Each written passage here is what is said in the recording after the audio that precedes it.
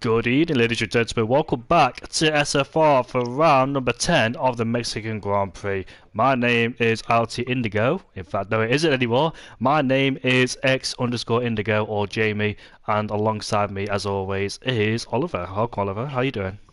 Hello, once again, after a thrilling race in a very good, let's just say, Jeddah Grand Prix, move on to Mexico, a much more open, more wider circuit for this time round, as we don't have any walls to face.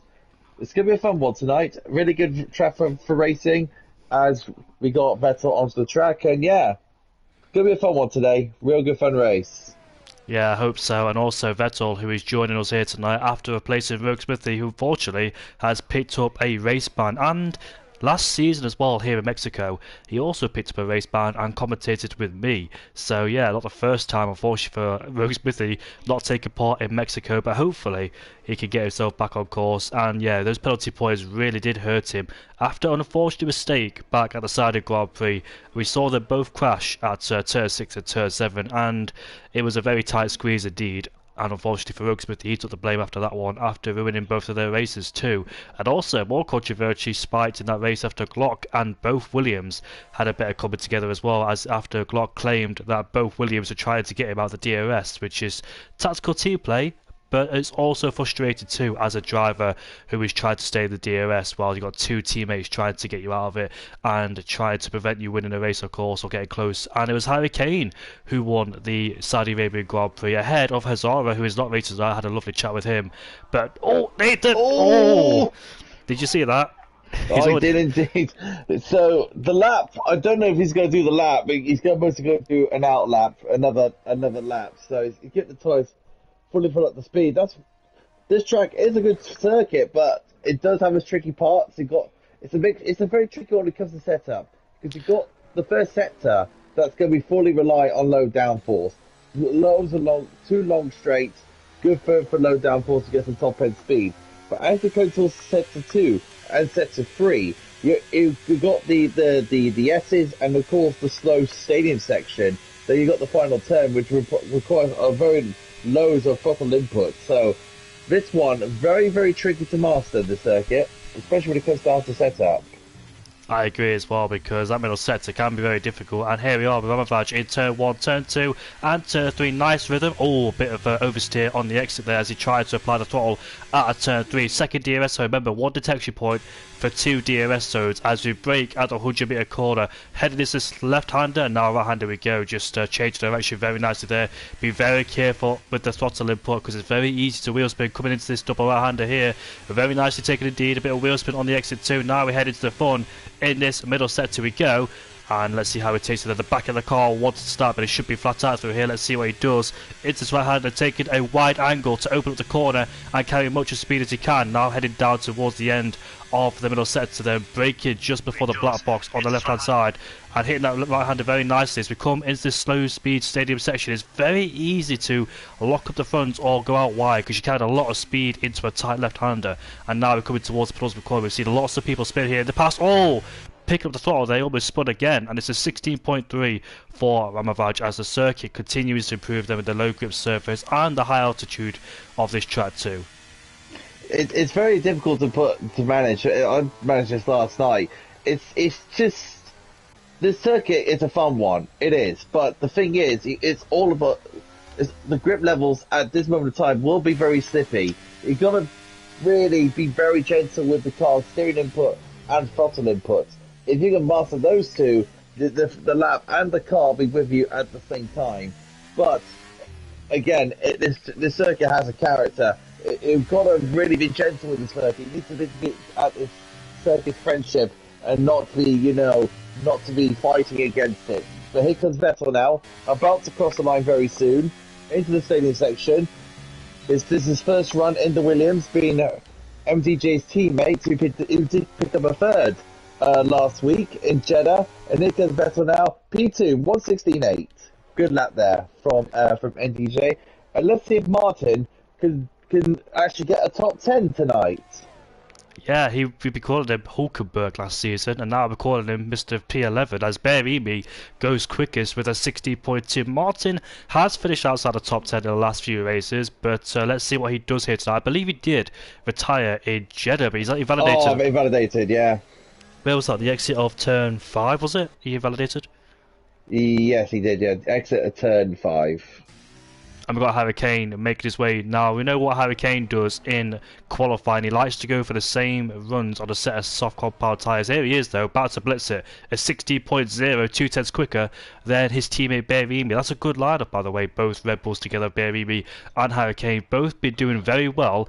And they picked up good points back in Saudi after Harry Kane won. And Berimi just missed out the podium after being on older tyres and finished in P4 with Jargo right behind him too. As we've got Sonic Hawk, who raced in Jeddah as well last week, and now he's here again in Mexico. So 17.6, and it's a few hundreds away from Yagamal and Zeno too in P8. And Lord Danny Boy has got into P5 in the Ferrari. Had strong qualifying back in Monza too, and I believe he finished on the podium in that race, but it's very Celtic with 2 safety cars. And Burmeister also makes a return after racing in USA, and here he is coming through turn 1, turn 2 and turn 3. If I looked at last season's results, Jargon was racing, Burmeister was racing, and I believe he finished inside the top 5. It was 6th place he finished, so he knows what it's like to drive around here in Mexico. Burmeister was a full-time driver, but he switched to reserve, and hopefully we can see more of the Dutchman as well, because he's usually been up there, has Burmeister, especially last season too, where he showed a good potential, but he's been more hanging around in the midfield, has Burmeister, as he makes his way now towards the middle sector here, carrying good speed through here. Very easy to lose on the curves here. Flat out down into 6th again. He did upshift into 7th, but down back into 6th, as he may have lost a bit of speed as he bogged down a bit. 57.1 as we head into turn 12. It's very easy race trim to run out wide, so you want to be very careful of track limits. A bit of hesitation here into 13, 14. The tyres will be very hot at this stage in qualifying and at this particular part of the track, because you've got a lot of energy, especially in the middle sector there. Here comes Burmeister, ran out of ERS before the line. Is a P6 for him with a 16.7. Yeah, it's good to see Burmeister back in the car. I mean, like you said before, it's been there since he hasn't raced since the USA. Now taking out the reserve role, so it's good to see Burmeister back. We've got MTJ on an out lap. Langfeld is on an out lap. Glock is on an out lap. 2 guys that, let's just say, especially MTJ and Glock, have been very close together. And as you can see, they are close together again on an outlap and on a quali run on an outlap. Glock is just behind MTJ. That could be very tactical there for Glock. Maybe he wants to get the slipstream of MTJ when it comes closer to the run. Actually, no, he's not going to do that. Actually, he's going to back out. So MTJ about to start this run as Berimi takes now pole with a 16.046, a few hundreds quicker than his teammate. He's got a bit more pace, those 2 Red Bulls, in the locker, because he's done that on 3-lap old tyres. So once he puts on a brand new set of soft compound tyres, expect to see him dip into the 15s as you expect. But Glock and the Red Bull Hurricane in P2, they're just warming up the tyres, getting the temperatures right. Usually on about 90 degrees in terms of tyres at the perfect starting lap. And now we're going to go on board with Glock, because he finished in P2 last season in Mexico. I believe he's trying to fight for pole. I think he got pole, but MDJ won the race. And now here comes Glock towards the line, starting his first flying lap. Laser, Noldus, Martin are still in the pit lane. Martin has came out with JDM going for long runs on the medium compound tyres, of course. Usually the driver to do that as we head through turn 1. So he does use the curb. And let's see how it takes it. Turn 1 very nicely through there. Turn 2 riding the curb very nicely too. It's very easy if you ride too much curb or hit at the wrong point to lose the back in the car. So good technique, good precision as now we're coming towards turn 4, braking at the 100-meter board and then squaring the corner off very nicely, kissing the curbs through here. You don't want to really ride them, because that curb can really upset the balance of the car. Coming to this double right-hander here, takes a very nice line through there, gets on the power immediately, no signs of wheel spin. Now coming through turn number 7, I believe this is, very nice, and turn 8, turn 9 and turn 10. What a nice roller coaster ride this is, if you get it right indeed, because it's very easy to get it wrong if you take too much curb or hit the inside line too much. Now coming towards turn 12, breaking the black box on the inside, hits the curb very nicely, running out wide to use all the curb. MDJ goes to P3, Glock using the very wide line going into turn 30, makes it work as well. The car rotating very nicely, looks like this lap it shapes up to be a good one. And now exiting the final corner with 4th gear, let's see if this is going to be pole or not. Yes it is, with a 15.9. First one into the 15.9. So that Mercedes has got a very good front end on the car. You know, he's got a very good front end setup on there. As Martin is now about to complete that. And Harry Kane on 4-lap old sauce, blitzing with the 15.8 as Martin comes in, puts himself into P7 with 16.8. And Laser is now on the lap now in the McLaren.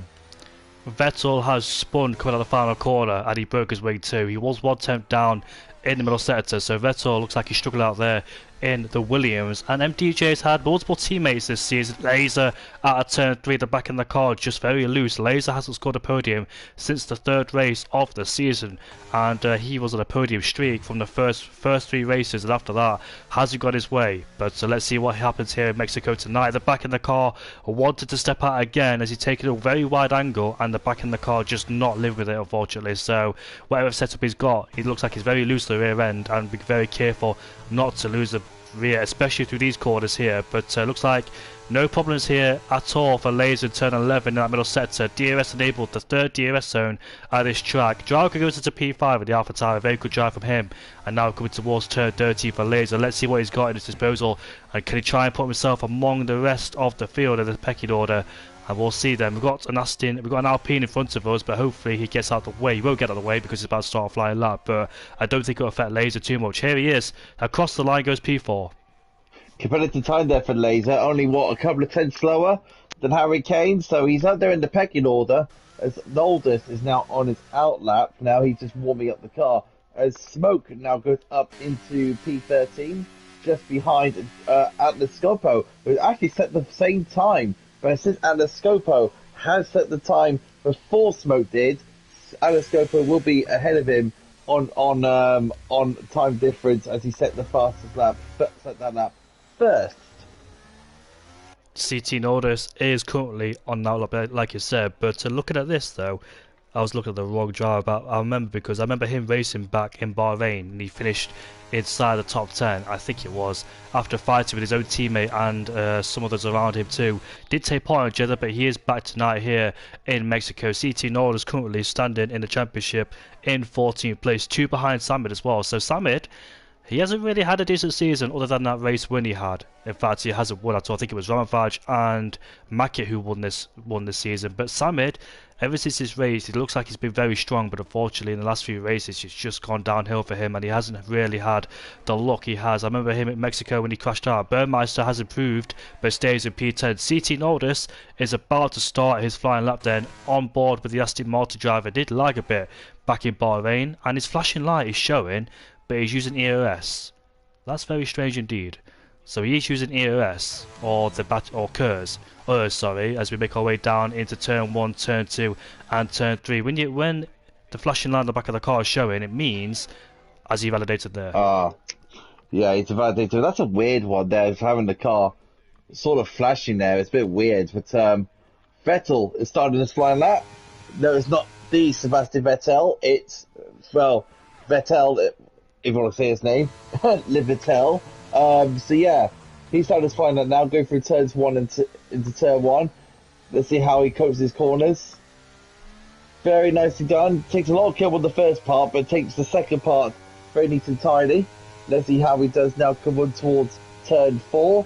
His first sector is a little bit slower than his previous, so looks like Vettel's going for a nice tidy lap here. Oh, a little bit wide there on the exit of turn 5.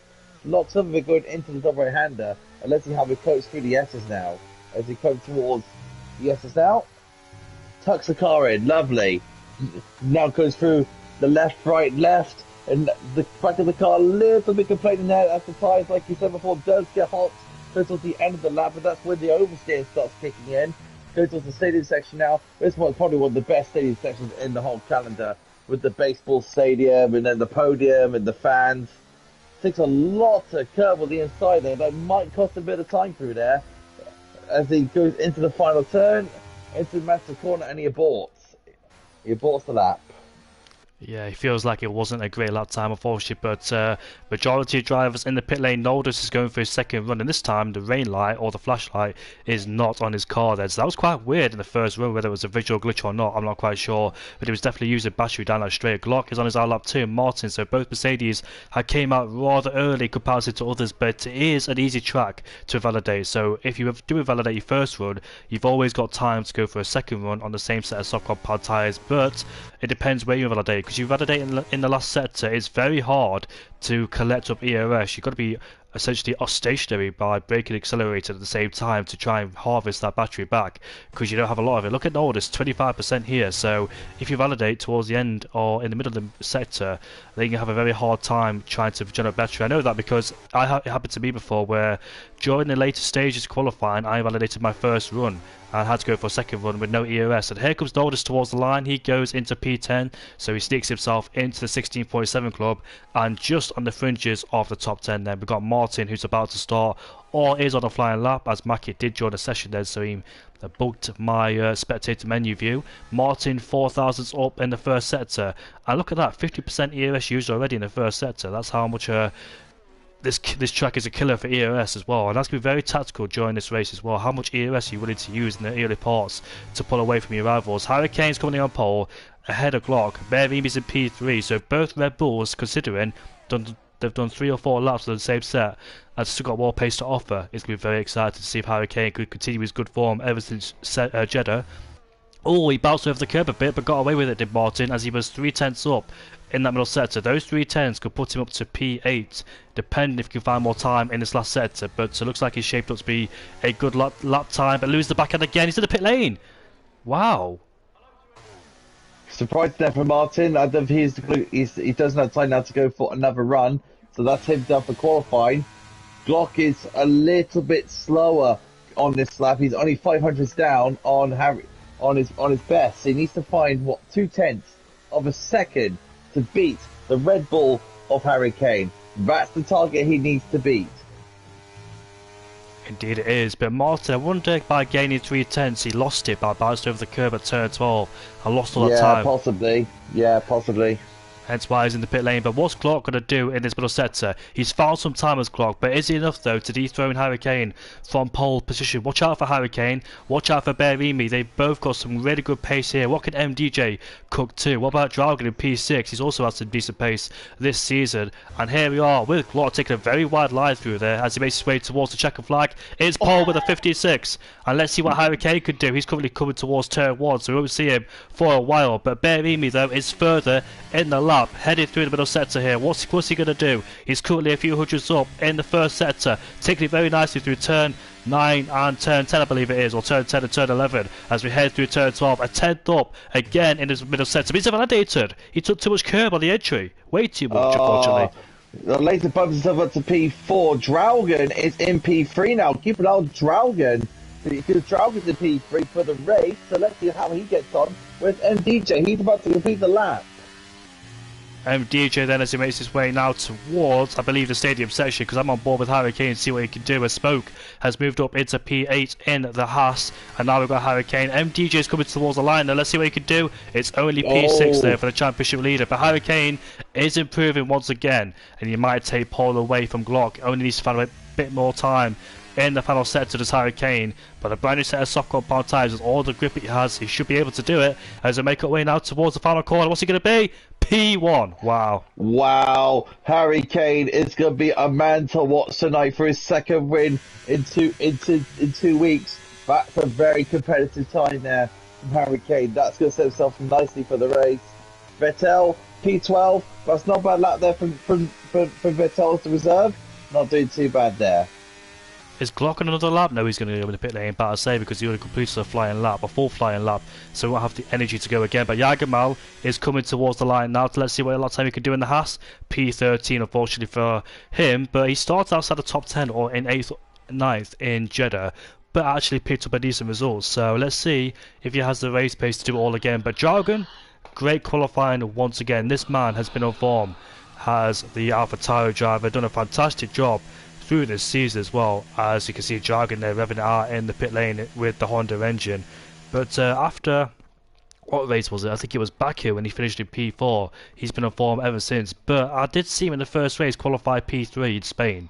But that race didn't quite go his way. But after Baku, a few races later, he's been showing some great pace. He's picked up a podium as well this season. Can he do it again? He's ahead of Laser in P4. He's looking for a podium since the third race of the season. So he'll be looking to improve and get rid of that streak. Where is the rest of them? Mackett, who did join very late in qualifying, will start down in 20th place, so we did not get a lap time unfortunately. But there is your pecking order, and it should be a good race down into turn 1 with a massive straight. It's gonna be fun. It's gonna be a fun one. The start will be very crucial, but then, like I said before, there's your pecking order. Look at that, 554,000 per second between P1 and P2. Darren actually said something really interesting just now. He said that it's the pole time. It's a full second faster than the pole time last night in Division 2. That's how competitive Division 1 is right now. With all these drivers, especially the top 6 or top 7 of the top best fighting for this championship, it's going to be very, very interesting to see how Slipstream's going to work, ERS, and also Tyre Life as well. See what drivers can do for a strategy. Medium soft can work, hard soft can work. It can do the opposite way, it's soft to hard. It's going to be very, very interesting to see how this is going to play out. And once again, inside the top 10 is Langfell. After a great drive back in USA, finds himself inside the top 10 again. So the Alfa Romeo driver, the Kick Sauber driver, is doing a really good job again, is the Norwegian driver. But let's see then what happens during the race. I mentioned the championship. Well, I haven't mentioned the championship, so we'll get down to it right now. So after Hurricane's win, he's only 3 points away from MDJ. MDJ 198, Hurricane 195, and further back is Glock, 12 points away from Hurricane. 4 places Laser, with Bervimi starting to close in on the McLaren driver in the second Red Bull. Martin's still in 6th, but Jargon is started to close in on Martin, and Mackett's in PA. Atlas Coppo started to show some good results recently in 9th place in the AlphaTauri. Langfell also in P10 in the championship ahead of his teammate Ramavaj, and Ramavaj has picked up a win this season, but he's had a few DNSs as well, to be fair, so did not start for 4 races in a row, so he hasn't been here majority of the season, hence why he's down in 11th place. Jagemal, who had a great result back at the Saudi Arabia Grand Prix, picked up 15 points, did the Haasman. Sam in 13th place ahead of Nordus. Lord Danny Boy 15th, Azino 16th, JDM 17th place, Sonic Hawk 18th, Rogue Smithy 19th, and Smoke in P20. In the constructors though, sorry about that, Mercedes is currently leading by 2 points ahead of Red Bull, so it's a very close fight with Red Bull and Mercedes. Williams are just a bit far behind. They're not far behind, a bit further away I would say, 20 points away from Mercedes, but that's quite good, you know, because MDJ has been, I don't want to say carrying because that's not been carrying, but been leading majority of the season in the Drivers' Championship, whereas the other driver has struggled a little bit, it must be said, in terms of racecraft and a few race plans. So MDJ's had a lot of work to do by himself, but has had help from the likes of Hazara, who won in Baku after a brilliant Williams 1-2. And now he's got Vettel here tonight, so hopefully Vettel can help him in the constructors. Further behind is AlphaTauri, only 30 points away from Williams too. McLaren in 5th place, not the season they would have wanted after winning last season in the championship of the constructors, with Hurricane and Laser winning that championship. Aston Martin 6th place ahead of Alfa Romeo, Alpine 8th, Ferrari 9th, and Haas currently in 10th place. And also you score points no matter where you finish as well, so hence why there's a lot of drivers scoring a lot of points despite finishing outside the top 10. It's going to be a fun one. Close championships, close fighting. The drivers just picking up the strategies now. We'll just wait for the green flag from the Division 1 admin to get this rock and roll race underway. MDJ has given the call, so ready to go for this formation lap. What is turn 1 going to be when these drivers arrive there? It will be 4 wide. We do know that. But then the corners will be tightening up as all 20 cars will be filing through at some speed. So this is going to be a really, really good fun race tonight. Hopefully a clean start. Let's hope so. I hope so too. After a bit of controversy back in the Middle East, in Bahrain and Saudi Arabia, but hopefully we can have a clean one. We'll see by lap 6 who's got a better low downforce. It's no good around here. Tyre wear is horrendous. I agree, tyre wear is horrendous around here. I had a race around here. I think I had low downforce too. And in that middle sector, I was sliding all over the place too. So tyre management is going to be key around here. This track is unforgiving with the setups too, because the tyre wear is not good around here as well. We've only got about 3 medium runners: Vettel, Noldus, and Sonic Hall down in P19. The majority on hards and nobody on the soft compound tyres. You don't want to run that soft compound tyre unless there's a late safety car here too. And actually, I really did struggle around here. Did the one-stop hard to medium a few weeks ago, and it was horrendous hards to mediums. I just couldn't keep up with the pace with the others. I was sliding all over the place, and I couldn't keep in the DRS either. I had to use a lot of batteries to try and keep in contention as well. And we'll see how the pad players get on, such as Glock. I don't know who else runs pad in this lobby, but I know Glock does. And back in Jeddah, he did start to be disconnected from that DRS train, hence why he started to fall down the order. And we'll see how he does around here at the pad. He's got to keep Harry Kane within that DRS. Will he try and go for an overtake at turn 1 and try and defend for 2 laps and hope for DRS and keep in the DRS? Or will he try to settle in behind him and best hope that Harry Kane does not pull away, because he knows Harry Kane can break the DRS? If he does, it's going to be very hard for a pad player to push around this hard around this track to keep in DRS. So Dragon's been disqualified from the session, and Laser as well. Those two have made contact at the start before even the race started. So them two will be on cold tyres at the start of the race. So that's a bit unfortunate for Dragon and Laser there. That might cost them at the start. It will do indeed. Cold tyres at the start is not good, so be wary of those two down at turn 1, turn 2 and turn 3. They won't have the grip in those sequence of corners. As you can see, the AlphaTauri and the McLaren driver are on the grid stationary already. But here we are. That I don't have no conference call this Tuesday, so I won't have another voice in my ear talking about projects and topics and how we can improve, etc., etc. It's going to be you in my ear this time, Oliver. Glad to hear it. So here we go. All 20 cars ready to line up. This is it. The Mexican Grand Prix is about to get underway. This is all you, Jamie. Wait for those 5 lights at the top of the screen. Good reaction times are needed as well. Drive-through penalties can occur.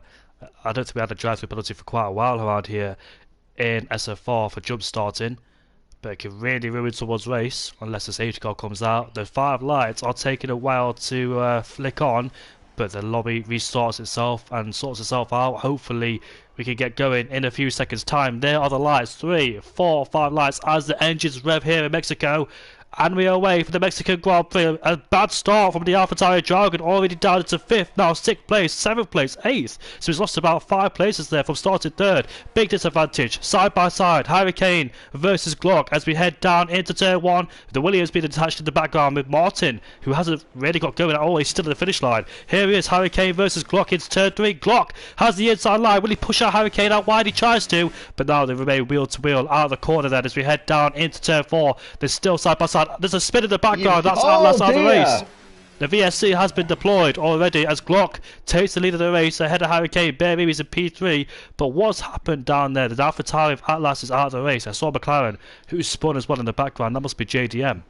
Yeah, JDM and Atlas Scopo must have made contact. That's a massive shame there for Dragon. That disqualification on the formation lap between him and Lasers cost him humongous amounts of places. Down to P8 now. That's so unfortunate there for the Dragon. And I'll tell you now, that is gonna.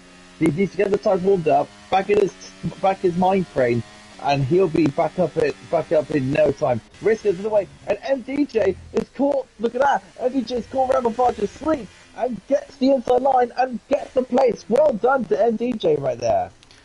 And both Hasses almost making contact there. Io Komatsu not really want to see that, but it's still 2023, so good to style it. But here comes Noldus up to the inside in the Puddlesburg corner here. So Yagamal has lost 2 places, whether he was caught napping or not. But I knew that VSC was ending because Harry Kane was going full speed with Glock, tried to overtake him down at turn 12, but couldn't quite make it happen. Because MDJ down the inside of Laser now, going into turn 1. This is going to be P4 for MDJ, and it has. So MDJ's made 2 places.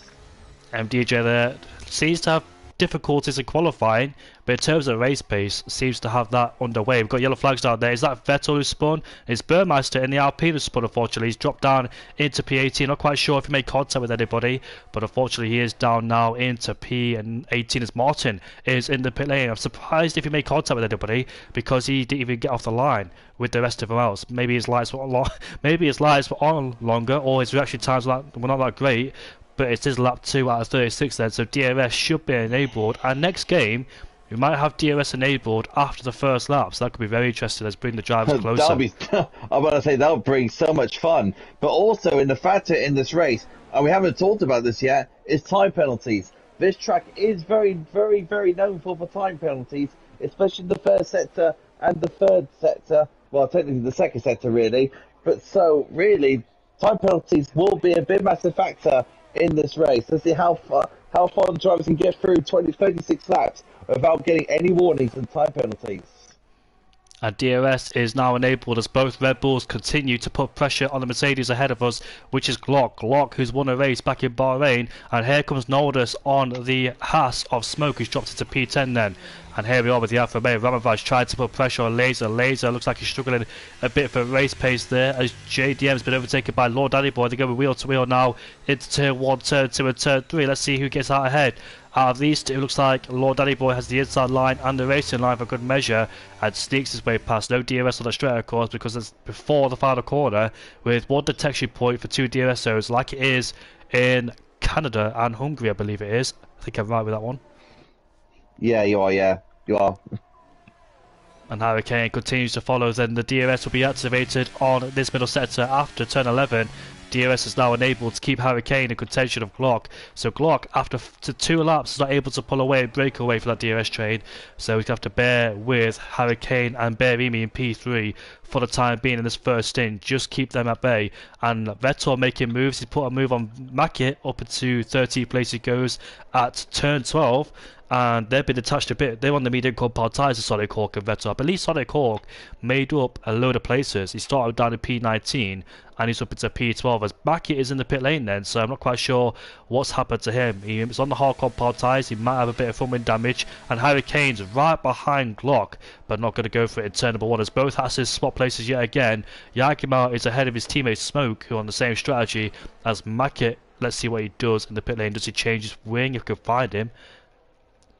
There he is. Oh, I'm on the wrong driver again. Not quite sure if he did change his wing or not, but he's at the pit lane on a brand new set of the medium compound tyres. So we'll go to the hard compound tyres later on to complete that stint. So right now, all these drivers in the DRS train right now is most likely to be saving the ERS with Harry Kane and Berimi and MDJ. Laser and Ramovaj could take a good advantage of this because if you think about it, they can save all that ERS as they can, and then they attack in that final bit. Look at that, Draugen has made a position. He's made up on TNR Langfell, so he's made a position up to P7 now.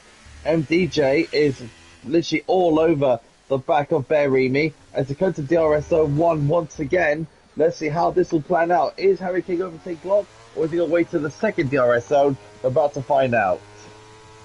I believe Langfell made a mistake at a turn 10 to turn 11, and that's how Dragon made his way past the Alfa Romeo driver. Still in this DRS rage as Hurricane is overtaken. Here comes Berimi too, so he takes advantage. And Glock has fallen down into third place then at the end of at the beginning of the first corner. Yagamal is ahead of Nolder, so looks like both Red Bulls there start to use a bit of battery and overtake the Mercedes. Mercedes of Glock tries to fire back, but he doesn't have the DRS. And look who's behind, MDJ. 2 races in a row, these two have had a bit of controversy, but hopefully this time in Mexico it's clean and those two are here once again as they reunite on the track here in Mexico in 3rd and 4th place. We'll see what happens then. It's going to be interesting to see, but Red Bull are 1 and 2 as they are in the real Formula 1 season. Australia this weekend, it's going to be a fun one to watch. But MDJ a little bit snappy there in the S's there. This will give Laser a bit of a sniff, but he will not make the other team just yet. And so MDJ gets away with that. So this is coming towards the next DRS zone. So what's happening now? A ball very close between all these drivers here as they're all looking to find which part of the circuit would be best to overtake. Coming towards DRS zone 1 now. Let's see how this will work. And MDJ gets another big snap of oversteer. let's see if Laser can take advantage of this. Vettel has got a 3-second time penalty as MDJ has used a lot of EOS. Here comes Berimi on the Red Bull. Here comes Glock 2 on the Red Bull, the second Red Bull. Now we make our way past, but they're both late to the brakes. Hurricane is still hanging on in there. Glock defending, now tries to go around the outside into turn 3. Made it stick. Here comes MDJ. MDJ around the outside as oh look, it's all very close between the lot of them, but MDJ makes it work and he gets around the outside of Glock, gets on the inside line and gets the position. MDJ went from what? 4th up to what? 2nd? So very good work there for Ned. Look at Ramavage down the inside of Laser. Laser's got the inside line going to the turn. He'll defend that, but well done to MGJ. Good work there for Ned to make his car know into the mirrors of the other two and get to position to 2nd place. Let's see if he can catch up to Berimi. Gap is 1.4. He needs to make the breakaway for Glock. That was very critical for Berimi. Berimi will lick his lips now because he's seen those 3 battling him very hard. They made it 3 abreast on the straight. Better contact too. Hurricane, I think he backed out of it. Down into 4th, unfortunately. MDJ's now up in 2nd after an aggressive move. He was the 3rd driver who made it 3 wide, so he made it a very risky indeed. After contact could have been made, or further contact, but here goes Glock. Let's see if these two work together. They can't afford to keep scrapping like that. They've got to work together now to bring the gap down to Berimi, and further behind, that is Ramavage versus Laser. They had a scrap down at turn 6 and turn 7, did those two. Ramavage tries to defend, but Laser sneaks up the inside. Let's see if he gets a better exit. Yes, he does. Both having DRS, and here comes Jargon now. Make it 3 abreast again for the 2nd time in a row. But Laser in the middle of that sandwich backs out of it. Jargon's going to go around the outside and has the inside line for the next corner. You can see Ramavage flashing there. And let's see who gets a better exit out of that turn 4. It is, well, they're both side by side still. Ramavage trying to stick it around the outside. And you can see the back end of the car stepping out too. But the problem is that these guys keep fighting, they keep breaking the DRS. Like I said in Jeddah, like I said in Bahrain, that the whole season they can't afford to make it 3 wide in the early stages of the Grand Prix. Because if you break that DRS, it's very hard getting yourself back in. You've got 3 DRS zones around here, and you've got to sacrifice ERS.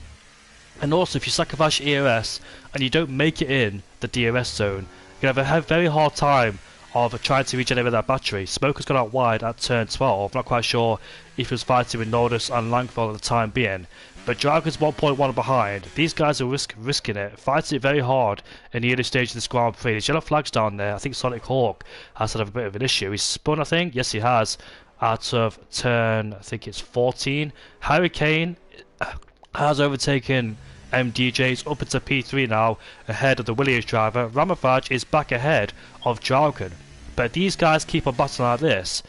It's allowing Berimi to pull away after DRS while these guys continue to battle. So it's very critical. These guys mustn't battle too hard this early. If it was on the 2nd stint on the medium compound tyres, it's fair enough because obviously it's near towards the end of the race. You've got to battle it out. But you've got to work together in this first stint. And that's when you see when the pit stops start happening with the undercuts, overcuts, etc. That's when the DRS breaks and seems like the better strategy at the right time. But for the time being, you've got to follow the DRS train, not fight too hard. But now they've got to work together. I know these guys don't want to work together, but they've got to try and bring the gap down to Berimi under a second to get his DRS, because now he's starting to pull away just a bit. Yeah, it's the gas now 1.7, and another thing as well. The drivers are all fighting against each other. They're all slowing each other down. And let's see what I was just DRS straight. If I was Hurricane or MDJ, step behind Glock. Literally just follow his lines. Literally save your ERS. Use him as a guinea pig. Use it to your advantage. And then after that, you can start making gains back on Berimi. But of course, they're not going to listen to me. They're just going to fight away, as they always do, because they're racers. MDJ on the inside of Glock, going into turn 1. Banging wheels a bit, down to the chicane section. Glock will have to give MDJ the room, and he does. So that means MDJ will now move up into 3rd. And look at that, the Red Bulls of Hurricane, it's always pulled that 2nd window to MDJ now. So Red Bull back to being 1 and 2. So Red Bull having a very, very strong race today. If they finish like this will help them big in the Constructors' Championship. Maybe leapfrog Mercedes in the championship too. However, Jargon's back into P5 right behind this battle too, so that they were the 2nd group in that DRS train, and now sorted themselves out, found some pace as well. They managed to get back in that DRS train. But Harry Kane is 1.3 behind. Will Berimi try and back off a bit? You know these two are going to be in a party together because they're close friends, obviously. But Oh yeah, definitely. will Berimi just back off a little bit? Give Harry Kane the helping hand of DRS. Maybe he's doing that because he's gained a lot of time already on this lap. But what I was about to say before this was these guys have got to leapfrog each other, use the DRS, leapfrog each other, and bring the gap down that way instead of going side by side in the braking zone. On the straight, just try and get ahead of each other. But you can see there, Harry Kane starts to lose out a bit in terms of straight line speed. Berimi looks like he's using a bit of ERS there, as MDJ puts in pressure on Harry Kane into turn 1 while not making a move. Smoke on Langfell, he moves himself back into P9. Both Hasses running a decent race after a disappointing qualifying there for Jagermal, but he's brought himself back inside the top 10. And Harry Kane under pressure from MDJ, who goes around the outside and claims P2 away from Harry Kane. Now, what will both Red Bulls do? Will Harry Kane allow his teammate to pull away? Bearing in mind they're in a championship fight too. Harry Kane! Oh no! If I remember a few races ago, Harry Kane picked up a 3-second time penalty and it cost himself. I'm not quite sure if it was this track this season, or last season, sorry, obviously not this season because we're racing here right now. But this type of scenario happened where Harry Kane was in this big fight with his DRS train, then picked himself up an early 3-second time penalty and cost himself a win and podium. So I think now the best thing to do for Harry Kane is maybe sacrifice his own race for Berimi. Try and fight with MDJ and Glock and try and not get themselves in that DRS range of Berimi, because if they get themselves in DRS again, it's going to be very hard for Berimi to pull away. MDJ gets a big snap of oversteer, but he is now on the charge. 1.1 now behind the leader. This race is certainly back on. It was 2 seconds at one point, but I think Berimi was trying to get DRS just enough to Harry Kane. Obviously now that's not going to happen. He's now going to put his foot down once again to try and get away from MDJ, as Harry Kane wants to get past MDJ again, so he can be on the back of his teammate. It's all very tactical this at the moment. As you can see, Harry Kane now towards the inside into turn 4. Oh, he locks up just a bit of it there. Will MDJ get the switchback? No. He might do actually. Can he get the move done? No. Harry Kane gets the inside. Blocked. And now, he's back into second place. He needs to find himself that rhythm again now to try and get close back up to his teammate, because he's now back up to nearly 2 seconds again. Yeah, that's very good for Harry Kane to just try and slow MDJ down in the corners to not allow him to get closer to Berimi. So that was very good indeed from Harry Kane to do that. Just try and go for a move and block him in the corners, not able to carry the speed he needs to as well. So this is going to be a massive headache for drivers behind Harry Kane. He's going to be a massive obstacle in the way essentially to allow Berimi to try and get his first win of the season and first win here in SFR2, as MDJ there snapping oversteer once again as Harry Kane defending the inside line, but it won't do anything to him because MDJ is right behind too. Actually, the DRS detection, the DRS itself is further up, not where it is right now in real life. MDJ's up into second place ahead of Harry Kane, and Glock stays behind. Dragon's got some decent pace, good recovery after dropping to P8, now up into P5. Ramavaj also had a strong race there in P6, and Laser just hanging on because he was outside the DRS range at one point, but that battle with Harry Kane and MDJ slowed them down to allow Lays to get back in the DRS because he had to defend from Jagermal. But now those guys were fighting, it's brought this group very close together indeed. Look at the group there, from second all the way down to 8th with Jagermal at the back of this train, and also Smoke, who is 6.3 seconds away from his own teammate there. And JDM has overtaken Maki, puts himself up into P15 as the McLaren driver, and Livetto, who's run his own race down in P17 there, has picked himself up a 3-second time penalty, but he is a reserve driver indeed until Rogue Smithy gets back. Rogue Smithy, I'm not quite sure if he does enjoy this track or not. I think it's a good track for him, but twice in a row, last season and this season, he's not able to race around here due to a qualifying ban. So maybe if he was in this equation, it'll be making it very more interesting as Vettel picks up another 3-second time penalty again after struggling a lot. But MDJ then, the gap from 1.4 to 1.9 to 1.4 has brought the gap down again as MDJ. So raw pace, MDJ got some decent pace in that Williams. He was fighting Berimi for the podium, and you can see Jargon's right behind Glock, so he could put himself into 4th place at the end of turn 1. Here comes Harry Kane, but MDJ defends the inside line. Here comes Glock, here comes Jargon as they all come down into turn 1. Jargon's got the outside line to have the inside outside line for turn 3, but it's in a cute angle, not able to pick up the throttle as quickly as he wants. Glock stays in P4, but they have DRS again. As you can see, Dragon is derating. Here comes Hurricane and MDJ going to turn 4. Here comes Dragon around the outside. Outbreaks himself a bit into turn 5. We go very close indeed. Watch out, Mavard. He could be sneaking up, but no, not working. Glock stays in P4, but like you said, Dragon had a poor exit and almost allowed Ramavage through. But he stays in P6 for the time being. Very close racing indeed, much more cleaner, he must be said, back in Bahrain and Jeddah, as Atlas has left the session. Unfortunately, our first retirement was Berimi. Berimi, what's happened to him? I think he made a mistake at turn 12. I don't think he spun. Yeah, no, he don't think he spun. He must have made a mistake, and that means MTJ now leads the Grand Prix. This race has now changed on its head now. A very costly mistake there for Berimi, and now he's in second place. I thought he had a puncher the way he was driving, but he can't have a puncher because 30-lap old tyres should be a puncher at this stage. But now looks like MDJ has got the lead of the race, and Berimi then. What was going to happen between both Red Bulls? That's a very costly mistake. That could be a game changer here in this race, could change everything now. But Berimi, crucially, still in the DRS range. Will he put a move on MDJ? MDJ, though, the disadvantage he has is no ERS. And Berimi, that's a very nice move into turn 1 to go around the outside like that and claim back his P1, but now it can be very difficult to pull away and break away from that DRS there. But the crucial thing is that MDJ looks like he's struggling to save ERS for the past few laps now of this Grand Prix. He's used a lot of ERS to try and make his way through the field after starting in P7. He's used a lot of it to get past Ramavage, Laser, Dragon and Glock combined, but would try to save it now. Now he's behind Berimi. We'll see.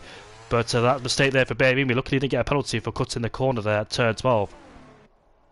This is incredible to see, isn't it? 8 cars all in contention to fight for the victory. All these 8 drivers, when it comes to the pit stops, this is going to turn very interesting indeed. But the question I would do, what would Red Bull do when it comes to the pit stops? Because they are very close together. One of their drivers will have to sacrifice another lap for the other driver to make the pit stop. What's going to happen until then?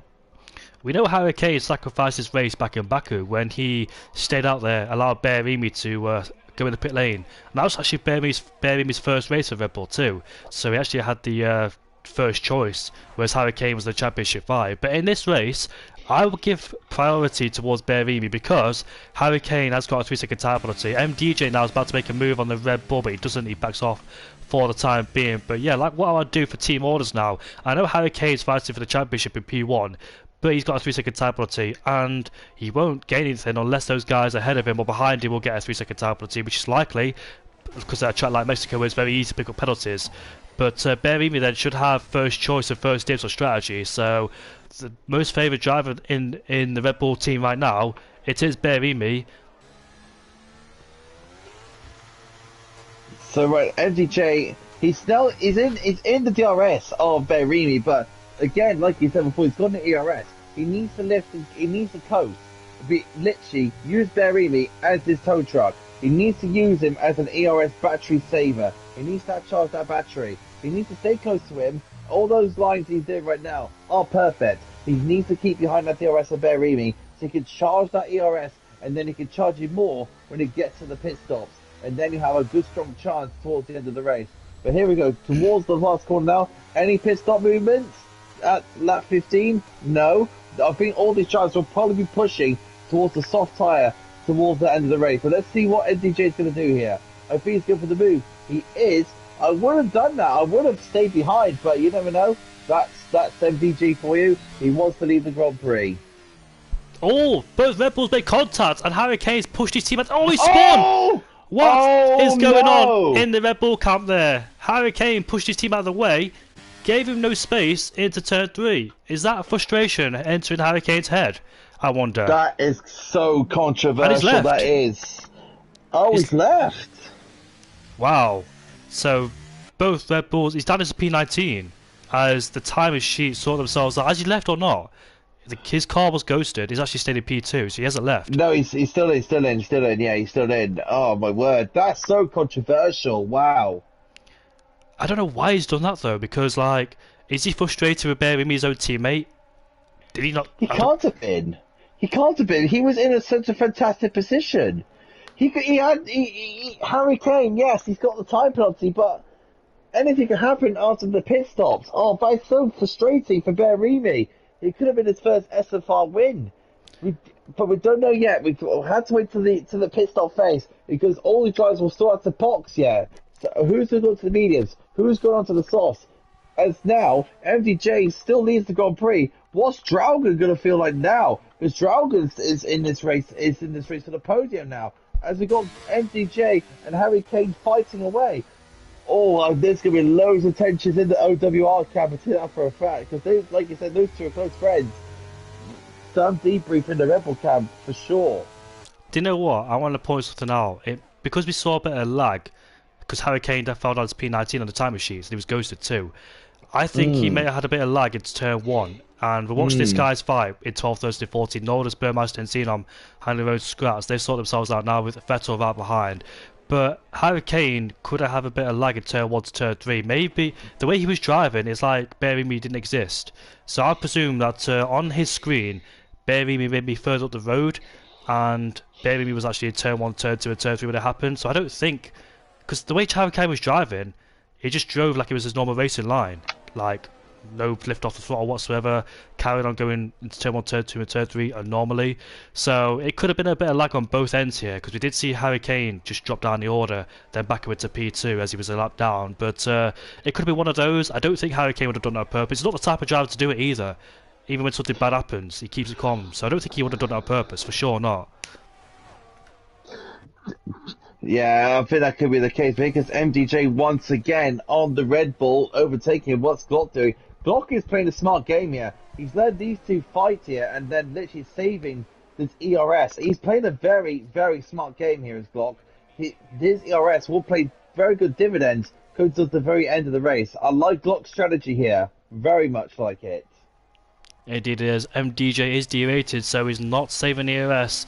Is the Williams driver, where I think Harry Kane has got a lot of ERS at his disposal. I think Mercedes have Glock as well. If I have a quick peep on the telemetry, 40%. I can't really see his steering wheel as it's the Mercedes steering wheel, and his ERS button is further down, where on the Red Bull is higher up. But pit stops should start happening very, very soon. So we're very interested to see how the field spread sorts itself out. What's the pit stops? Will anyone go for another cut? I wonder. Jagamar in P7 did a really good job here. A good tension of a podium or a win, depending if something happens at the front of the field here. Or Harry Kane's got out wide at turn 12. Very easy place, like I said, because you're carrying out a lot of speed through there. It's very hard to slow the car down with the turbulent air in front of you. Glock also went out wide through 13 and 14. These tyres will feel it. I'm surprised these drivers are struggling, but here comes Harry Kane. And also, I think it's Jargon in the pit lane too, so both of them have committed to pitting. And also, in the pit lane comes Laser going for the undercut. This should be changing things now for the race, and I think the guys ahead will respond on the mediums. No softs, I presume, because the soft compound tyres will not make it towards the end of the Grand Prix. Fair play to these guys, you know. Like I said in Jeddah, there's been no safety cars or virtual. Yeah, there's been more virtual, but not a safety car. Yeah, exactly right. And now, what's the top 5 going to do? Or top 6 really going to do? Because Langfeld's still in there, so he's just overtaken Harry Kane. So down to the top 5 now. What they want to do? What are they going to do? Are they going to respond to those pit stops now, or carry on and go towards the soft tyre stint? That's their decision. What they want to do on strategy. It's going to be a massive catch-up race if they do decide to go to soft compound tyres, because Harry Kane, Dragon and Laser on those fresh and mediums are already gaining a lot of time on those guys on the hard compound tyres. So I think it's best if those guys stick to the mediums. Maybe the sauce will be too much hard to sauce. I think some drivers can do it, but at the same time it's going to be very hard to catch up towards the end, and we'll see if these 3 or these 5 or these 4 will go to the pit in the end of this lap. MDJ does, Glock doesn't, Ramavaj does, and Jagamar is in the pit lane. So Glock actually extended his stint, which is very surprising. And also, what I want to mention as well, Harry Kane, Dragon and Laser came out with no traffic whatsoever, so they're able to push freely on those medium compound tyres and try and get the undercut on those guys and leapfrog ahead as Laser picks up a 3-second time penalty. This could be good news for Jagamar, you know, try and boost himself up the order. He had a good result back at the Jeddah Grand Prix, and here in Mexico could be on course for a good result again. And out the pit lane comes the guys who pitted a lap later. There's MDJ undercutted by Dragon. Ramavaj a bit too far behind.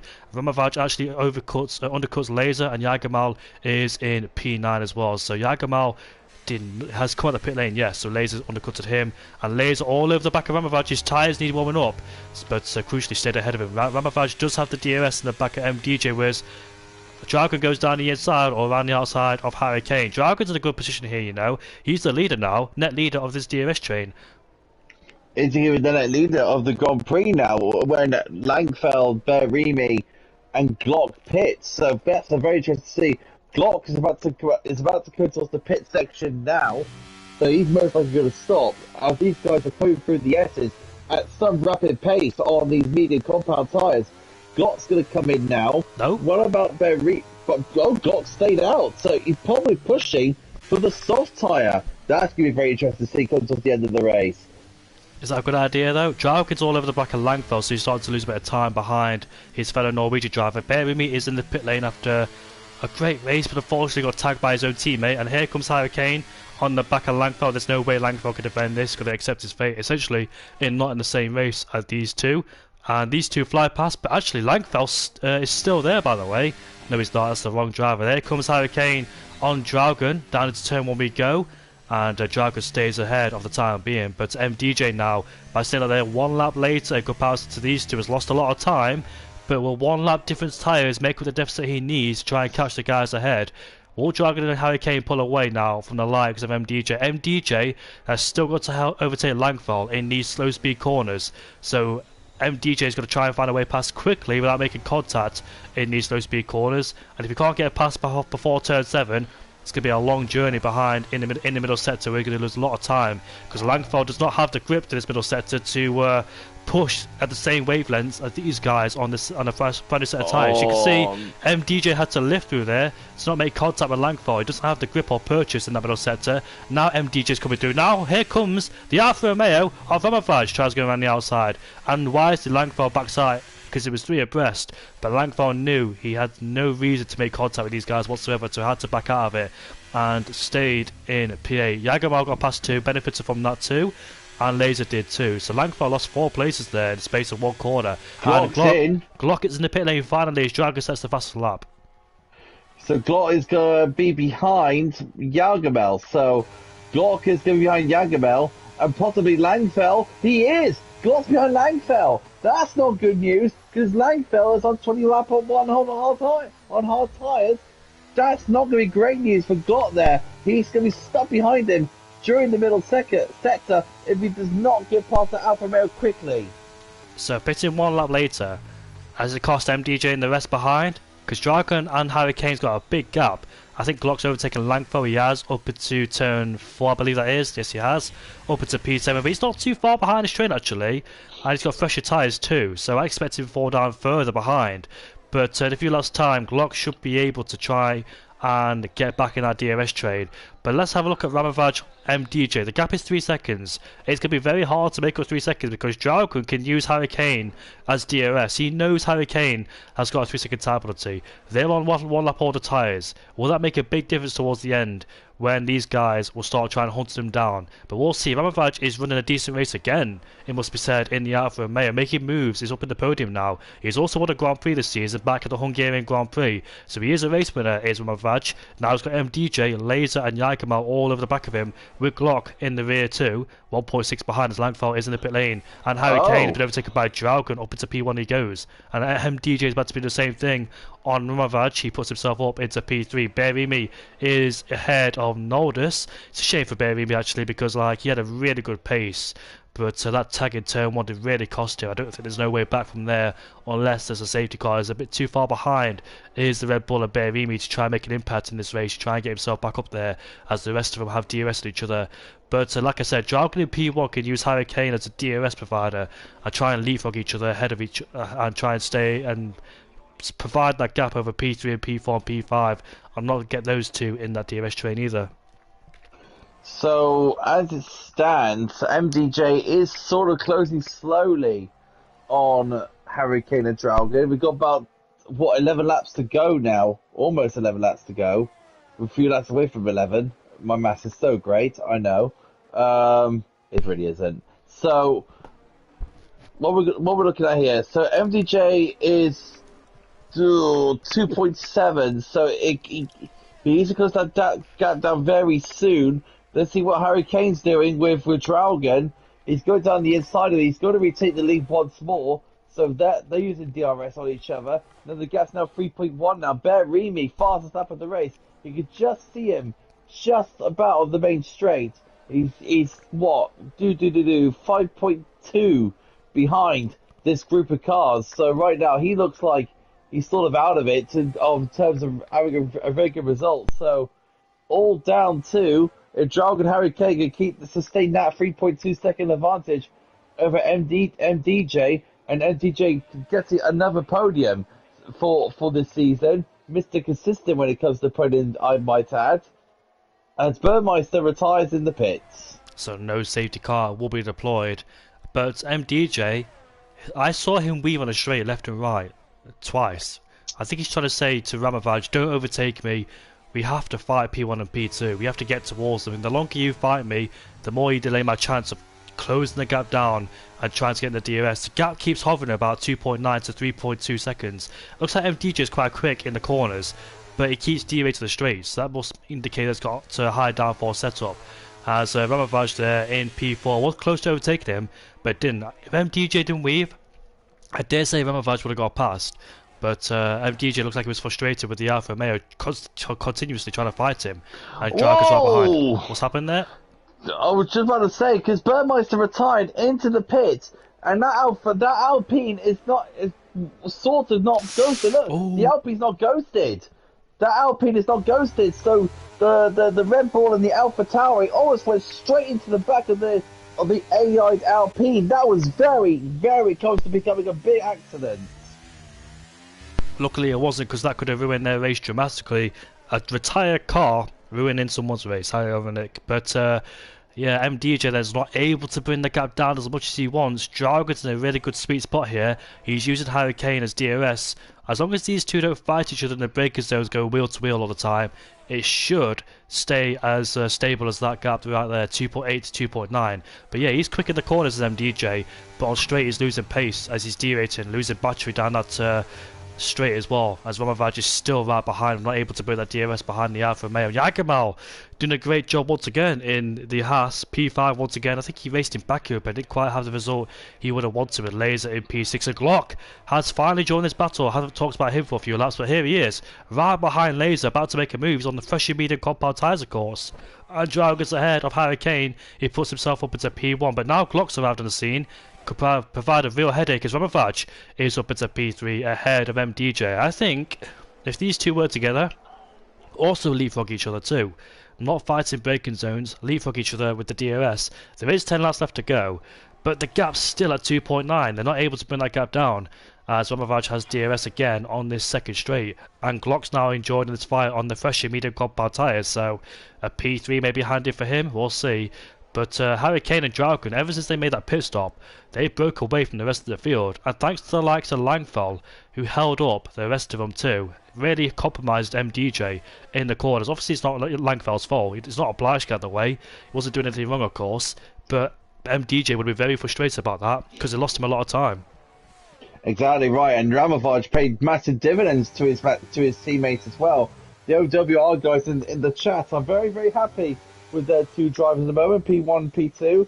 Ramavaj and MDJ will have to work together. They don't want to, but they have to, because they are losing time. We've got about what, a few laps to go now. So if I was MDJ, stick behind him and use him as a tow truck, and literally use him as a good buffer to charge your ERS. But of course MDJ is not going to do that. He wants to make progress. But the more he makes trying to make progress, it just doesn't slightly work for him. The gap is now 2.8. The gap is coming down, but not at the rate of knots. As Smoke gets past Nolders, who's in the pit. Smoke, P9, he's doing a fantastic job at the moment. And Glock around the outside has the inside line, a bit argy-bargy these two going into the breakers at a turn 3, or turn 4, sorry.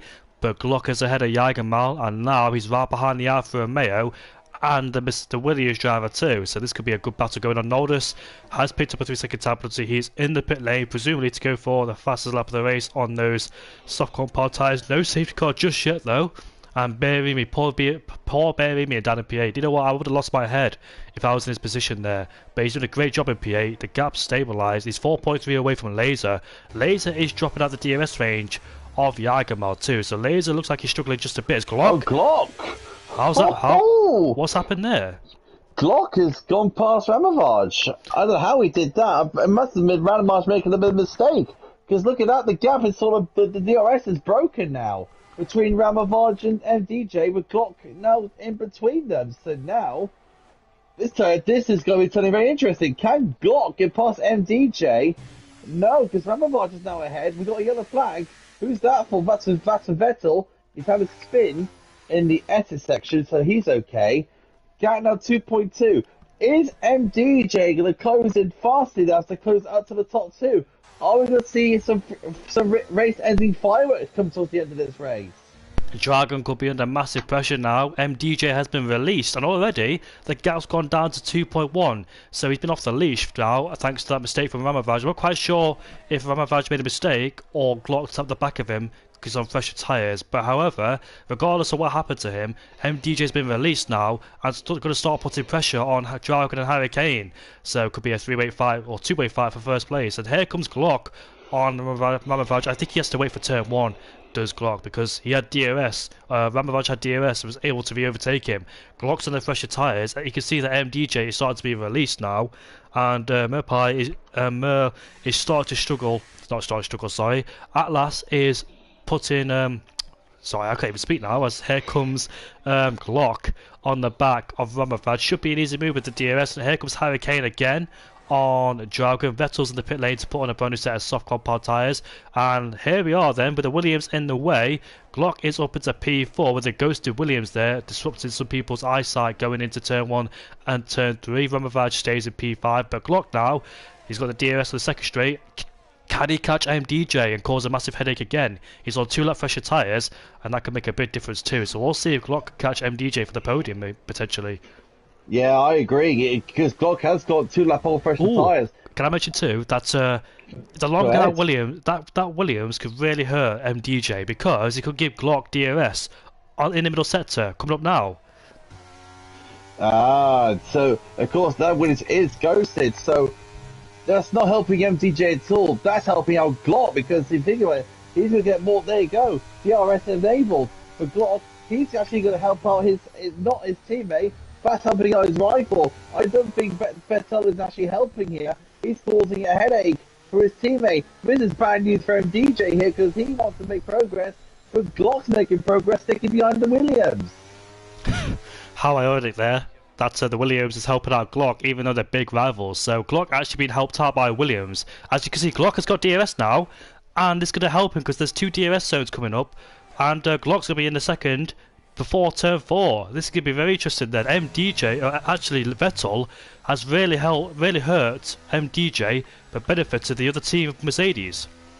Oh dear. And what about Smithy's figuring out? He's probably Smithy thinking about right now. He must be banging his head against the bloody wardrobe or something, because this is it. Glock is underneath a second of MDJ because Vettel is giving him DRS, 3 DRS zones throughout the entire lap. Glock must have gained what? I don't know, 8/10 on that lap alone? Here's an alternative, Oliver.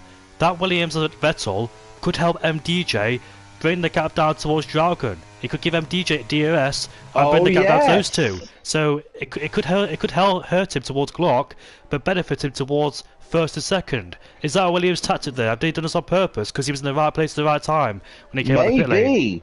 Yes, maybe. So right now, Vettel might be knowing what he's doing. He might have to sacrifice the gap between Glock and MDJ, but this could help MDJ closing in on the top 2. Let's see if this works. Could that bring controversy towards the end of this Grand Prix, because MDJ now is in the DRS range of his own teammate, and it will drag him along. As you can see, he's on the fresher soft compound tyres, able to keep up with the pace with the others. This is going to really hurt Dragon now. We can see that MDJ has got DRS, considering he's a back marker too. So this is going to really change things now in the race. It's not in the rules, isn't it, that a back marker can help out his teammate? Can't you in this thing? It's not in the rules, is it? Actually, my Haas teammate, who was a lap down, was going to help me get DRS, but I didn't know what we were going to do. Look at Nathan, or look at Vettel. Did you see him extend the track limits there? He don't care. He's helping his own team. He's got nothing to lose, so he might extend track limits a bit to try and keep up with the top two, and keep MDJ in DRS range too. This is very, very tactical here because this is look at the gap is now 1.4. But MTJ has got time to change the top two. He's got DRS again, as well as the top two. He's actually broken the DRS away from Gott now. Gott doesn't have DRS at this moment in time. Can MTJ get a good exit out of the stage section so he can get away? Yes, he has. Gott is not going to get DRS on the main straight. Let's see if he does, but I don't think he didn't. And I think DJ will get DRS again from his teammate. Will it? Yes, the DRS is open. So we might get in a second. A Hurricane is actually pulled away from Dragon. He's left Dragon in the dust there. Dragon needs the DRS in the last few laps to fight for this race win. Vettel, you need to back off because you need to help your teammate. Vettel needs to back off. I know it's going quickly, but he needs to back off. No, he's got to fight on. Do you know what's surprising me? That Vettel hasn't picked up a penalty for ignoring blue flags. That's surprising me, you know. I just realised that until now. Maybe he's pulling away just enough to break that blue flag rule, then dipping back in. But Daniel's commented. Yeah, Daniel's commented. Blue flag rule still applies, so Vettel needs to make a move on. Otherwise, the stewards will get involved with the inquiry. So I think Vettel needs to get a move on here. So I know he's all good to help out his teammate, but he might be getting a little wording from the stewards here as Laser overtakes Jagerbel in the S's, so Jagerbel's made a mistake. Yeah, he has. He's dropped down into P7. He had the DRS to the... safety car! What's happened here? What for? Who's broke the wing? There's a Mercedes who spun. That's Martin who spun. Yeah, he's broke his wing. Oh! Martin's broke his wing in the pit, so hang on, who's coming to the pits now? MTJ's coming in, or the top three's everyone's coming in. Why not? MTJ trying his best to overtake the AlphaTauri. Oh, Jamie, we're in for fireworks now. This is really turned on its head now. Do you know what? I thought Vettel was in the pit lane too, and that would have been a double stack for both Williams there, causing MDJ to lose places, but Vettel stayed out now. So MDJ, they're all on the set of soft compound tyres, and this is going to bring fireworks towards the end of the Grand Prix. I can't wait to see who's going to win. Back in this race as well. Think about Berimi. He's backing in as well with his great pace in the other Red Bull, and he's actually Joe Glock. So Berimi's back in this race. Oh my goodness, how did he jump Glock though? Oh, I know why he jumped Glock, because Martin was in the pit lane. So actually Martin's safety car, that brought out the safety car, has disadvantaged Glock. He's lost a lot of places. He's behind, he was behind MDJ, wasn't he, for P4, now he's in P8. So one Mercedes had a problem, the other Mercedes fell down because of it. Wow. Oh my god, this is... I'm gonna go to the toilet, by the way. There's so much analysts going on throughout this race. We've got both Williams helping for DRS, and now we've got both Mercedes causing each other problems due to their own mistakes. Don't forget the Red Bulls who had made contact early on in the race as well. So there's been teammate warfare. So yeah, Jesus mighty. This is what we got about 3 laps to go till the end of the race. Well, technically 4 laps. So we got 4 laps to go, including the last lap. On lap, I don't know who's going to win this now. Harry Kane's certainly not going to win it because his 3-second time penalty. It could be down to Dragon. Can MDJ finally break the curse and finally get his first victory of the season? I don't know. Can Ramovich get in the act? It could be very interesting between the top lot. Very, very hot, very dramatic. Oh my word! This is just unbelievable. Who's coming to the pits? Who is that coming to the pits? That's Martin. Martin's coming to the pits. He's coming in for his stop. So he's retired from the session. So Martin's out of the Grand Prix. So we've got wait for we wait for Langfell. We're waiting for Langfell. Snow, this little Danny boy, Mackett. Late drama indeed, isn't it, Doran? Late drama indeed. I can't wait for this. I really cannot wait. How this all going to plan out. I think we're going to have collisions. I think we're going to have late drama. Jamie's going to lose his voice by the end of this race as well. I think. Do you know He's what? still good. Oh, sorry about that. Yeah, carry on. Do you know what? I could see Glock getting really angry in the chat again because both Williams disadvantaged him back in Saudi Arabia.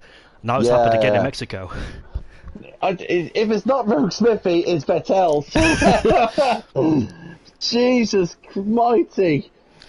So we've had both Red Bulls hit each other. We've had both Mercedes disadvantage the other by breaking their wing. Of course, safety car had to double stack. And MDJ has benefited out of all of this. Exactly. This is going to be a showdown race. Hurricane won't win unless everybody else around him gets a penalty. It's down to Dragon, MDJ, Ramovaj. The safety car is at the end of this lap. JDM, Xenom, and Sonic Hawk are not able to catch up. So let's see what happens then. This is it. I can't wait for this. And look at this. Look at Harry Kane really backing the field up. He's allowed to because he's the safety car. Oh, mate, I can't wait for this. I really cannot. And Langfell's got a 5-second time penalty for severe collision with smoke as they all continue up and slow down to allow the safety car to come in the pit lane. And Hurricane's the virtual safety car, so he can go whenever he wants to. And here we are then. When will he go? Maybe halfway down the straight because he might give a big slipstream towards the guys. No, at the final corner. Look at Jargon. He almost lost at the final corner. But we go racing once again. Lap 35 out of 36. Look at MDJ had a really good release, and now he's all over the. He's actually overtaken him. Look at the straight line speed he had. Jargon there, not able to have the. Look at that. Ramovaj too has overtaken, and it's MDJ. Defends the inside line. Jargon's coming back around the outside. Yeah, it overtakes both of them, or does he? Has got a wheel to wheel there. A bit of contact too. And Jargon there is in P3, so he defends from Ramovaj for the time being. But gets a decent exit then. They allow Hurricane to pull away. He does have a 3-second time penalty. Oh, look at that. Ramovaj gets squeezed out there. Laser down the outside, trying to squeeze through. Look at that. Ramovaj running outside there. Dragon can he get the outside line? Out to the turn. No, Dragon gets absolute great traction come out of the turn. He's trying to get the traction. He needs to get out of them. Trying to get ahead of Ramovaj. Side by side we go towards the S's now. Ramovaj running outside. Oh, what a move for Ramovaj. Brilliant. Jargon though, he didn't really apply his EOS until the halfway down the straight. Look at him now, he's lost a lot of time towards MDJ. Needs to stick within 3 seconds now, the leader. He does indeed. Ramovaj and Dragon once again fight it out, but Hurricane has got one more lap to pull about 8 or 9 tenths to stay ahead of MDJ. As we head on towards the final lap of the Grand Prix, Ramovaj is on the podium after an optimistic move, which I thought those two were coming to contact at a corner at turn 7. It's the last lap of the Grand Prix. Hurricane has set the fastest lap of the Grand Prix, but MDJ still got a mission to do. He's got to keep the gap under 3 seconds to win his first Grand Prix. Here comes Bearimi and Laser going wheel to wheel. Laser is D-rate on the straight. Bearimi then overtakes the McLaren driver. And what a shame for Jargon, on course to win the Grand Prix, but after that safety car caused by Martin, he's down into P4, so may not even pick up a podium, but still, it is the last lap. We've still got plenty of chances though. Down into turn 4 we go, but Jargon's a bit lean on EOS, you know. You can see that Ramovaj is derating, and Jargon's not used to EOS. 4 tenths. It's now about 4 tenths now for Harry Kane to win this Grand Prix. It is so close. 3 tenths now. Can Harry Kane actually do it? He's got a lot of EOS at his disposal where MDJ doesn't, so he has to use the EOS. Now, if Hurricane wants to win, this is going to be a close battle for the lead, but they're not close together. It's all about penalties. Jargon's right behind. He gets a 3-second time penalty. No podium, but look at the gap, 2.9. Is Hurricane going to win despite a 3-second time penalty? Jargon's overtaking Ramovaj. They both squeeze each other. Contact's made again. Here comes Jargon up the inside. Bearimi. Ramovaj up the inside there. The gap is 2.9. Who is going to win the Mexican Grand Prix? I think it's going to be MDJ Hurricane, but MDJ has he done it? Yes! But look at the gap for P3. Who's going to get a podium? It's Ramovaj. Wow. What a dramatic last lap that was. God. MDJ finally breaks the curse of finally winning the Grand Prix. Fantastic. Well done to Haas as well for getting 6th and 7th. And poor old Ramovaj got done over by the safety car and the penalties at the end. Fantastic. This is going to be a race to remember. One of the races of the season, I dare say, due to tactical teamwork. And Hurricane, wow, he pulled out almost a 3-second gap in 1 lap. Incredible, but unfortunately, he got to be consistent and pick up the overtime penalties to win the Grand Prix. If MDJ did that. It's so lucky that MDJ, though, because he had Ramovaj and Jargon to deal with. But Jargon and Ramovaj went side by side in the middle sector. And that's where they lost a lot of time. Glock is not happy in the chat, and I have to say actually on his side there because of what happened earlier on. Because MGJ's won the race because of Vettel. My words. Yeah, I knew something like that would happen in the chat. So Glock for the second week in a row is having is really angry, unfortunately, and the volcano will erupt for Glock, and will let his emotions out there. And Vettel, it is tactical teamwork, but at the same time, I don't know. It's gonna be a massive controversy, that one. Are you allowed to give your teammate DRS whilst being lapped? Is that allowed or not? But the blue No, flag's still there.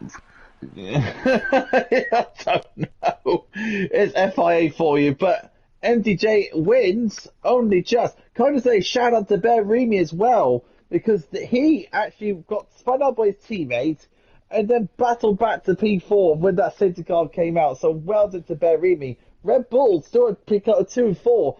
Great result for them in the championship. Vettel is arguing that for being lapped and being quicker, I can lap myself. It's not illegal, yes, but I don't think that was in his mind. You think you've got to think that those two are working together because they're close friends. Those two, they've known each other for 5-6 years, so there is no way that they didn't think. Oh, by the way, Vettel, can you try and stay in DRS range with me? Do you know what? We'll talk it out. We'll see if they admit it or not. But here we are then. Unfortunate for Hurricane. But at the same time, you're going to be consistent and pick up no time penalties in order to win a Grand Prix. If he won that race, Harry Kane would definitely be my driver of the day. But it's unfortunate. He may pick up a penalty after his own teammate been spun. But Ramovage is here. Good evening, guys. Good evening, Ramovage. Wow. And MDJ finally breaks the curse. We'll start with MDJ then. I think Harry Kane might not be joining due to that frustration, but we'll see. We'll start with Ramovage. We go from lowest to highest. But Ramovage, another podium, mate. Congratulations as well. A difficult race back in Saudi after contact. Hurricane is here. After contact with Rogue Smith, he only scored a few points. But yeah, you pick up another podium, mate. You must be very happy. It's your fourth podium of the season too. Yeah, thank you, guys. Yeah, I'm really happy. I'm just happy to be on the podium. Base wasn't really good though, but yeah, I'm over the moon with this. Yeah, you must be because you were fighting very hard with Dragon. They made some risky moves as well, especially towards the middle sector, turn 7, and you made it stick around the outside too. So I bet you were very nervous towards the last lap because you knew that Bear Eby was on your tail too with no penalties. So you had to try and stay ahead as long as you could. Yeah, and I had 2 warnings since I don't know lap 6 or something. So yeah, it was tough. But luckily I got onto the podium. So congratulations to the guys as well. We saw a massive battle from third down to sixth. You were very close, all of you, on the last sector there. So I bet your heart must have been absolutely beaten there. Oh yeah, for sure. It was really tense, and then we went into the what is it called, the stadium section, and I think at some point it was 3 wide, and I didn't know if I was gonna be able to stop at the hairpin, but luckily I did. So I think that's what got me onto the podium. And I saw Dragon got a 3-second time penalty. I don't know, maybe it wasn't on the last lap, but I think it was. So I was like, I'm just gonna let him go so that we don't crash, and then I'm just gonna finish third anyway. But then Berimi was there, so he was really close. I think he was like 100 away from me at the line. So do you think he forced you to overtake a Dragon then because you went for a move on Dragon when you didn't want to because you had up Berimi all over the back of you, so you had to go for that move, but you didn't want to, didn't you? Yes, absolutely, yeah. He forced me into that move. You've got a habit of getting on the podium recently. You had a podium back at the Bahrain Grand Prix unexpectedly too. It must be said here unexpectedly, but you made it work. You're very clean indeed, picked up no penalties, and benefited from all that as well. So it must have been a roller coaster ride here in Mexico. Yeah, I mean, thank you. Yeah, last year I had really good pace here in Mexico, but this year it wasn't really good. I mean, I still had the straight line speed, but I was really slow in the the cornery section. So I don't know if something changed during the last season with the handling, but yeah, it was a lot different to what I was used to. Well, that was a very epic race though because you put on a massive show as well, and the undercut as well. Not the undercut, but staying out later. Do you think that'll cost you a bit as well? But bear in mind, MDJ was able to bring that gap down. The safety car came out anyway, so Was it all about trying to overtake MDJ before the safety car came out? Well, yes and no. I didn't really know what to do because last year was kind of the same thing, and I went for a move to be on first on the last lap, and that cost me. So I tried not to do that, but then we got into a battle, and then MDG got away. So yeah, from that point it was just trying to finish on the podium. Very good job indeed. And well done for keeping the car composed because you almost cut the corner, I think, at turn 13. That would have given you a penalty, wouldn't it? So you might have dropped out Yes, the podium. yes, yeah. It was really tough, but luckily I pulled through. Somebody's phoning me, but I'll continue with the podium interviews then. And you got any questions for me, Oliver? In fact, I'm about to take this phone call while you're at it. Yeah, carry on. Yeah, Romovage. What was it like at the final 2 laps? The end of the safety car. That looked so hectic until the end of the race there. Oh, it really was hectic. I mean, oh, well, tensions were really high, but I think we're all great drivers here, and we're trying to race clean, and I think we've managed to do that. So I was really happy with it. So yeah, so going into the Zandvoort, what's going to be your hopes going into Zandvoort? Are you going to finally get the victory? Well, I'm not sure. Not my strongest track, Zandvoort. But I'm gonna try and practice, So hopefully, I don't know. Yeah, I'm always trying, So Especially with the DRS trade as well, coming towards the well at the most beginning part of the race with the DRS trade. Were you trying to save ERS the best you can, or were you trying to fight through the field? yeah, for like 20 seconds, I was thinking, yeah, I should save ERS. I should save that. Then I saw MDJ, going away, and I was trying to catch him. But then Dragon and me got into a fight, and I had to use all my ERS just to stay in front of him. So then I realized MDJ was gone, and I didn't really have the pace to catch up to him, nor to catch up to, the 3 second gap that Harry had. So yeah, from that point onwards, I was just, aiming for P3. Unbelievable, well done, Harry Thank you. Kane. Yeah, well done, Harry Kane. P2, so unbelievably unlucky with the 3 second time penalty, but you were so close in the end. But MDJ just nicked it. I could tell you were pushing very hard after the safety car restart. Yeah, it was quali laps after the restart. I thought I was screwed over, but then Draugen got a bad exit, and they fought into turn one, and only there I got 1.5 seconds. So I just put my foot down and yeah, made a small mistake in the stadium section in the last lap, and yeah, that cost me the win. So what happened between? I wanted to ask what happened between you and Ben Remy in the middle part of the race. Was there just a slight accident between you two? Yeah, I lagged out. All I the thought cars so. I around called me. it. I called it. I thought Yeah, so. all the Jamie cars around me. called it. Yeah, all the cars around me became ghost. I just drove what I could, and eventually came back in. But then I had spun out my teammate, and yeah. But unfortunately, the safety car came out, and he almost came onto the podium. I think it was like 100th or something. So yeah, it was a close call for both of us. So as Red Bull going forward, then you're very close now in the championship fight. I think you're almost overtaking Mercedes. I think you almost overtook the Merc. So possibly the next race. Could you actually be jumping Mercedes in the constructors, even if the points could make you jumping in front of Mercedes? What's your hopes towards the end of the season? Red Bull becoming constructors champions? Yeah, it's always the goal to win the constructors and the drivers. We'll see what we will do. I have had some great pace in the last few GPs, and yeah, my teammate has struggled a bit, but I think we can take the constructors. Because of that hard point of the season as well, with the field being so close this season, is it going to be very close now going towards the end of the season, with the field being this tight? Are we going to see, I don't know, how many people to win this championship? what are you feeling coming towards the end of the season? Are we expecting any more fireworks coming towards the end of the season?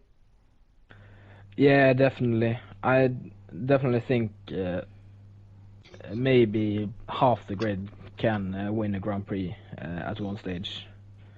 It's very close, especially in qualifying. We are all have good pace, and yeah, I'm looking forward to it. So, Zandvoort coming up. Prediction, are you going to win it? No, I am not good at Sandwort, but I will try, and I will see how it goes. Brilliant. Well done for the P2. And go on then, Jamie, you can speak to the person who actually finally won a race this season. Well, Hurricane, unfortunately, on that 3 second time penalty, but you did a mighty job almost bringing that gap towards over 3 seconds, but very close indeed. But to keep fighting for the championship, you've definitely got the pace. Just need to work on the consistency. I knew you didn't take out your teammate. You wouldn't have done that at all. I know you would have done that. I said it was about lag, and looks like I was correct indeed. So, lucky to you and your teammate Bearimi in the wrong place at the wrong time. Imagine if it was MDJ, it would have caused controversy. But yeah, it was your own teammate. Yeah, unfortunately, but yeah, shit happens. Yeah, it does indeed, mate. And you did ghost a bit too afterwards, so I knew it was something to do with lag. But yeah, congrats to P2, mate, and you're not too far away from MDJ in the championship, so keep fighting in the next upcoming races. And I'll move on to MDJ. So, MDJ, mate, what a race indeed. And I must say, there was a bit of tactical teamwork, even though you won't admit it. You got to admit there was a bit of tactical teamwork between you and your teammate, because before that safety car came out, he was towing you along to bring the gap down towards Bearimi, towards Hurricane and Dragon as well. So yeah, that was very good from your teammate there, and it must have helped a lot. But the safety car came out indeed. Well, I more or less told him to not get in the way of the top two, as I didn't want to get close in that way to get their vision interrupted. So I told him to back off. But yeah, it was a great race. I had some great pace, catching up to the top two, and then getting P2 from the restart, safety car restart. Trying to stay in the 3 second mark, which was very hard because I had a battle into turn 1 and 2, which costed me 2 seconds. But that was fine. Then the next 2 laps, it was just trying to stay within the 3 seconds, and then Hurricane is just very quick, so yeah, it was really hard to get close. He was actually he was actually driving away when I didn't have any ERS, and he had like full ERS, I heard, so that didn't help.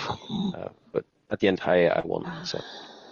Yeah, it did indeed. Are you surprised about Dragon though? Because you just blast past him. We expected him to use a bit more EOS. Do you think he was trying to save a bit of EOS towards the last lap of the Grand Prix? Because ultimately that was his downfall by not using that EOS straight away, because he got overtaken by you and Ramavaj too.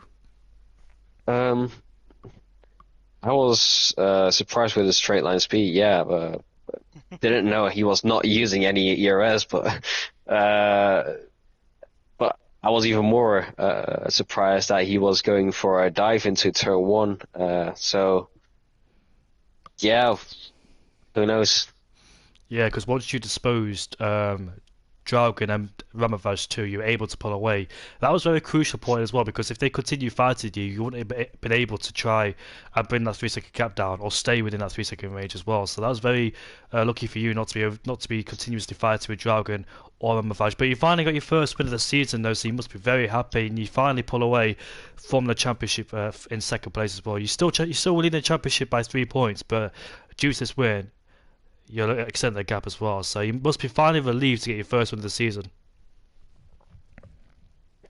Yeah, this is really helping with me in the championship, and I hope I can do a lot more of these kind of races, getting ahead of Hurricane and Glock, extending the gap. But I know for a fact that's not going to happen, especially with Zandvoort coming around the corner, which I'm not the greatest in, but I know that I have some pace, I guess. I don't like the track, but for some reason I have some pace, but we'll see what's going to happen around Zandvoort. So, Yeah, we'll see indeed. And how are you feeling for your home Grand Prix, by the way? um, well, I'm not sure. Like, I don't really like the track. I mean, even though I've driven it in real life, I still don't like it. So, uh, but apparently I'm quick in it, so we'll see what's going to happen next week. Is it going to be very competitive next week then with how close the field is this season? Yes, I mean everyone is well like within 6/10 of each other, so it's going to be real close.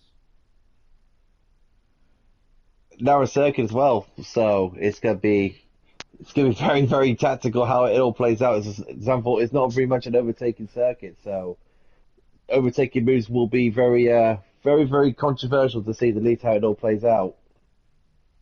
Yes, most likely all on the finish straight or uh, somewhere in what was it turn one, two, three, between 5 and 7.